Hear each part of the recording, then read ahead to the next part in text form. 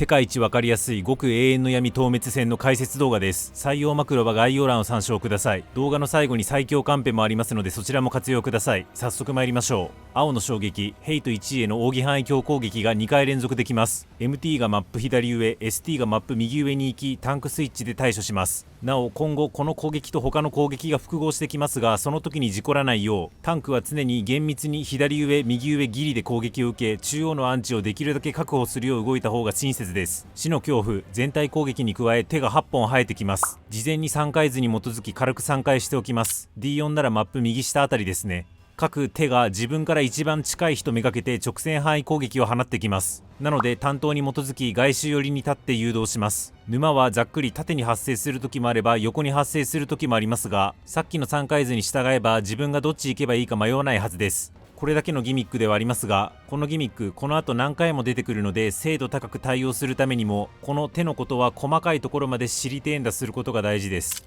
例えば手が生まれる前の沼の状態、この時点ではもう AOE とみなして乗らないようにしましょう。というのも今この時点では上に乗ってもダメージは受けないものの、手が出てくる瞬間に上に乗っているとダメージを受けるためです。逆に言えば手が出てきた後は手にも沼みたいなところも一切ダメージ判定はありません。確実に自分が一番近い人判定をもらうために手側にちょっと食い込むのもありです。そして手が出てきた後は沼にダメージ判定がないぐらいですから、当然手がバーンした後のこの床にもダメージ判定はありません。この後連続でギミック処理しなければいけないシーンが多々あるので、沼は避ける必要がないって理解しておくとギミック処理の精度が上がります。手のことを知りてんだしておきましょう。先へ進みます。黒騎士の腕、ノーマルと同様です。まず中央列で回避し、その後黒い腕じゃない方に回避します。白い跡地に少しでも入りさえすれば OK です。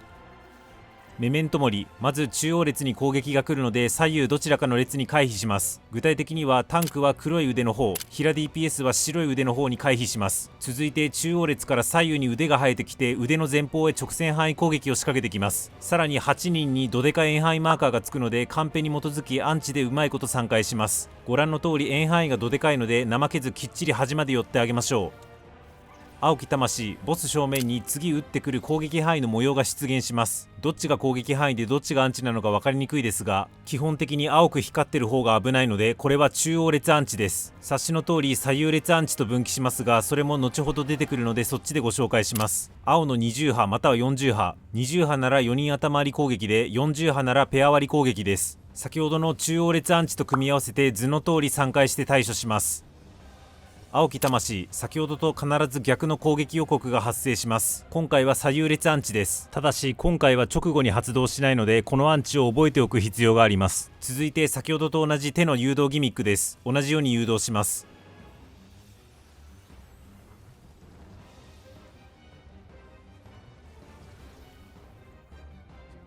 ここで先ほどと違い8人全員に円範囲マーカーがつきます。このマーカー着弾地点に再び手が発生します。私は何も考えたくないので今しがた誘導した手と同じ位置に設置しています。そして再び生えたばかりの手に近づき、同じように外周方向へ直線範囲を誘導します。ただし今回は直線範囲攻撃がすぐに発動するのではなく AOE が表示され一呼吸置いてから発動します。つまり回避できます。なので回避します。再びタンク強が来るのでタンクはマップ左上と右上へ移動します。他のメンバーも思いやりの精神でタンク強の範囲をいい感じに避けましょう。ここで先ほど記憶していた左右列アンチ攻撃が発動します。さらにペア割りを詠唱しているのでそれを踏まえて3回して対処します。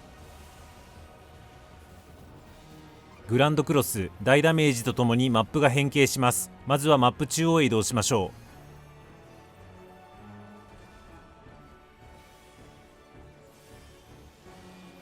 足元へ設置型の AOE が発生したら各自図のように3回します。2ペアが4組できるはずです。続いてマップを横切るように2本の線が回転します。この線は普段接触してもダメージ判定はありませんが、図上のカウントが0になった瞬間に触れているとダメージです。図上のカウントが0の瞬間ダメージというのは微妙に間違っていて、正しくは図上の色が3分割されてるやつが全部なくなった瞬間は残り1秒、そこからさらに1秒回転してからダメージが入ります。直近クレセントアイルで似たギミックが実装されてますが、あれとは違って残り1秒になってからも直線が減速しないので、同じようなノリで対処しないようにしましょう。さらによく見ると直線のエフェクト上、その中にさらに細長い長方形がデザインされていて、カウントが0に近づくにつれこの長方形がどんどん太くなっていきます。太くなりきったところでダメージが発生するので、こっちを参考にするのも良いかもしれません。で、単純にそれ回避しときゃいいだけかというと、そんなことはなく、塔が4つ十字か×字に出るので、2ペアのうち1人が塔に入ります。塔に入る担当は図の通りです。ペア内のどちらが入るかは明白で、2ペアのうち1人にはエンハイマーカーがつくので、エンハイマーカーがつかなかった方が塔に入ります。エンハイマーカーと塔でそれぞれ火ダメ増デバフがつくため、エンハイマーカー持ちが塔を踏むと即死します。注意事項が2点あります。1つ目、回避している間にゴリゴリ移動したりカメラぐるぐる動かしちゃった結果、自分がどこにいるのか、どこの塔を踏めばいいのかわからなくなる場合があります。カメラを闇雲に動かさない方が無難です。そしてもう1個、こっちの方がはるかに大事なんですけれども、死んでも塔を踏みましょう。塔を1つ踏まないと全体にドット付きダメージが入り、平さんがよほど起点を利かせない限りワイプになります。例えば自分にエンハイマーカーがついていて塔に入れないのに、自分の目の前の塔に誰も入ってないんだけどとなったら、自分が塔を踏んで犠牲になりましょう。また別ケースとして、自分が塔踏み担当の時にちょうど直線が自分のところに来てダメージを食らいそう。どうしよう、直線避けようかな、でも塔踏みあるしなと迷う時があります。迷ったら塔踏みを優先させましょう。直線に当たるだけなら自分がダメージを食らうだけで、 HP がマックスなら直線踏んで塔踏んでもワンチャン耐えます。とにかく塔踏み最優先で動くようにしましょう。塔を2回踏み終えたらマップ中央へ集合します。再びエラプが発生するので、中央に捨てたら十字状に距離減衰攻撃が発生するので、×字外周に避難しましょう。ニュートンリング遺体全体攻撃です。マップが元に戻ります。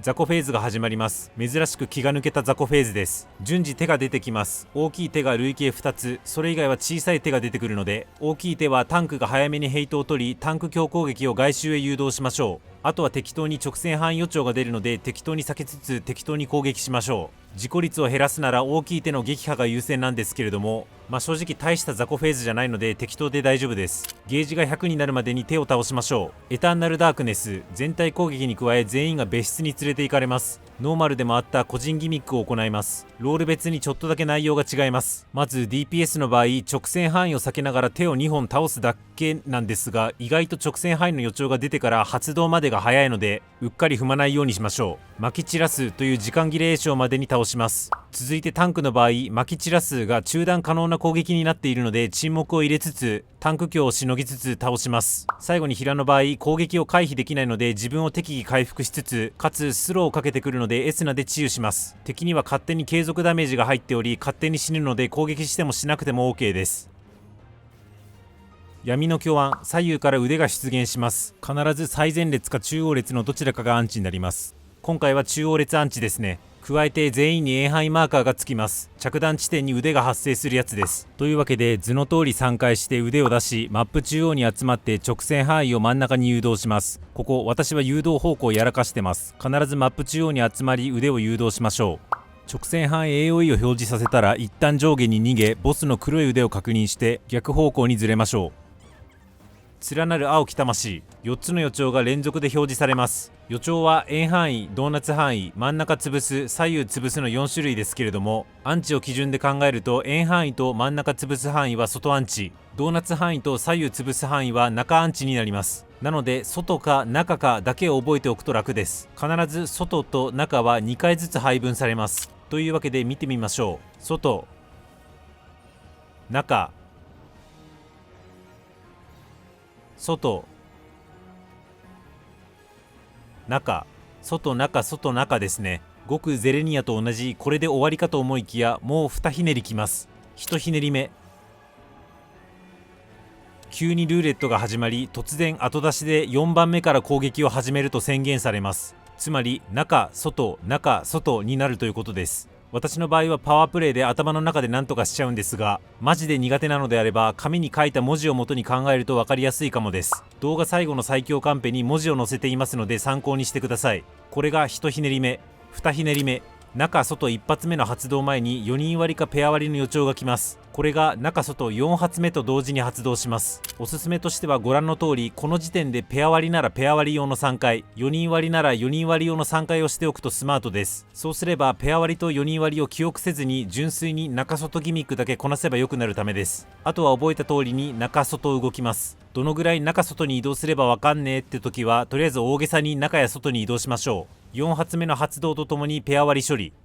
これで OK です。自分でちゃんとギミックこなすのがベストではありますが、最悪中外も2ペア4人割りもピクミン OK なので、途中で混乱したら潔くピクミンしましょう。青のリンパ、マップ5箇所に土星が出現します。一つだけ土星の輪が急に広がり、そこから徐々に縮小していくやつがあるので、そこに接近しドーナツ範囲を処理します。これを順番に繰り返すだけです。ただしマップどこかに直線範囲してきそうな腕が発生するので、そこに注目します。3つ目のドーナツの発動前に腕の直線範囲が発動します。ご覧の通り3つ目に発動する土星と直線範囲が被ることもあるので、そういう時は直線範囲を回避した後すぐ3つ目の土星に入ってドーナツを処理しましょう。3つ目のアンチに入ったらボスがモーション出しているので注目し、中か外アンチかを確認します。今回は中アンチですね。これを記憶します。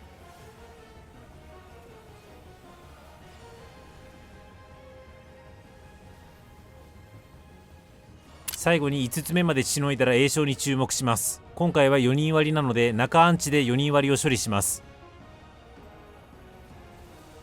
これで OK です。集団強行最後の大ギミックで集団床踏みギミックです。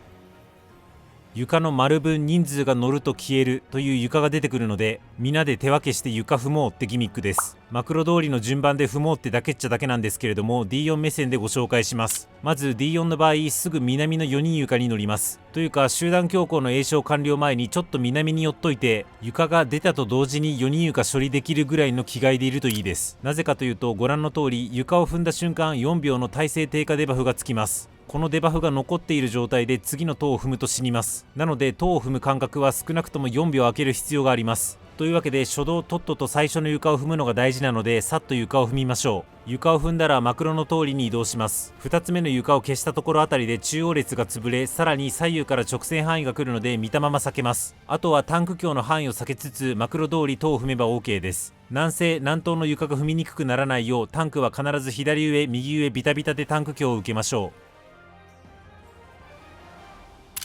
ここタンク橋2発目の攻撃が来るので、あまり東側に寄りすぎないようにしましょう。なお床を消し損ねると、その床分手が生えてきて直後に全体へドット付きの痛いダメージが発生します。床1個でも残るとほぼワイプですけれども、タンク LB3 があればしのげますので参考まで。全て踏み終えたところでいつものやつが来るので対処します。以降は気質ギミックですが、1箇所ちょっとだけ違うところがあるのでご紹介します。土星ギミックのところ、先ほどと違い4つの土星が出現します。順番にドーナツ範囲を処理する点は変わりませんが、さっきと違い腕の発動タイミングが土星2つ目の発動4つ目の発動と同じになります。実際に見てみるとこんな感じ。土星2つ目のアンチが腕で半分潰れるので、あらかじめ腕の発生場所を確認しておきましょう。同様に土星4つ目でもアンチが半分潰れるので、外周の腕の位置を見落とさないようにしましょう。以降は本当に気質ギミックです。解説は以上です。家のしららは限りある時間で面白ゲームを最大限楽しむためのチャンネルです。今後作成する解説動画もお見逃しのないようチャンネル登録高評価よろしくお願いします。作成した動画の速報 X で表には出しにくい話やチャンネル運営話をメンバーシップで語っていますので、そちらのフォローも何卒。宣伝したので最強カンペどうぞ。黄金のレガシー楽しみましょう。